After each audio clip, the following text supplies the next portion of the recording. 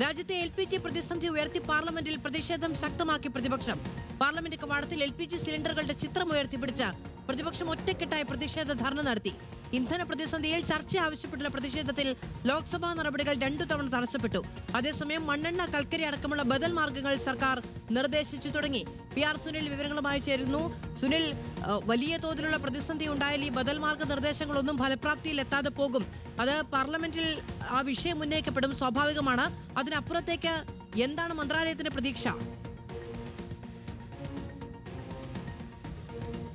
മാധു, ഇന്നലെ കേന്ദ്ര പെട്രോളിയം മന്ത്രി പാർലമെന്റിൽ വ്യക്തമാക്കിയത് LPG പ്രതിസന്ധി രാജ്യത്തില്ല എന്നതാണ്. ആവശ്യത്തിന് സ്റ്റോക്കുണ്ട് എന്ന് കേന്ദ്ര പെട്രോളിയം മന്ത്രി വ്യക്തമാക്കുമ്പോഴും ഇന്ന് രാജ്യത്താകെ കാണുന്നത് വലിയ പ്രതിസന്ധിയുടെ കാഴ്ചകളാണ്. ഇപ്പോൾ ഗുജറാത്തിൽ നിന്ന് വരുന്ന ദൃശ്യം എന്ന് പറയുന്നത് ഗ്യാസ് ഏജൻസിക്ക് മുന്നിൽ വരി നിന്ന് ഒരു സ്ത്രീ കുഴഞ്ഞു വീണ കാഴ്ചയൊക്കെ തന്നെയാണ്. നോട്ട് നിരോധനത്തെ തുടർന്ന് നോട്ടിനായി ആളുകൾ ATM-ന് മുന്നിലും ബാങ്കിന് മുന്നിലുമൊക്കെ തന്നെ കാത്തുനിന്നപ്പോഴുണ്ടായ കാഴ്ചയ്ക്ക് സമാനമായ കാഴ്ചയാണ് ഏതായാലും ഇപ്പോൾ പല ഗ്യാസ് ഏജൻസിക്ക് മുമ്പിൽ നിന്നും വരുന്നത്.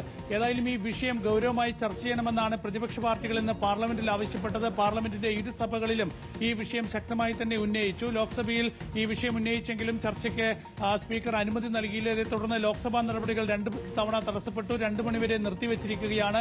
പാർലമെന്റ് കവാടത്തിലും ഇന്ന് വലിയ പ്രതിഷേധ കാഴ്ചയായിരുന്നു. മാധു ചൂണ്ടിക്കാണിച്ചതുപോലെ തന്നെ LPG സിലിണ്ടറിന്റെ ചിത്രം ഉയർത്തിപ്പിടിച്ചാണ് പ്രതിപക്ഷ പാർട്ടികൾ പാർലമെന്റ് കവാടത്തിൽ പ്രതിഷേധം ശക്തമാക്കി. ഏതായാലും പ്രതിഷേധം ശക്തമാക്കി പ്രതിപക്ഷം മുന്നോട്ട് പോകുന്നുണ്ട്. പ്രതിസന്ധി ഇല്ല എന്ന് കേന്ദ്ര സർക്കാർ പറയുമ്പോൾ പോലും വലിയ പ്രതിസന്ധിയുടെ കാഴ്ചകളാണ് രാജ്യത്തിന്റെ വിവിധ ഭാഗങ്ങളിൽ നിന്ന് വരുന്നത്. അപ്പോഴാണ് പാർലമെന്റിൽ പ്രതിഷേധം.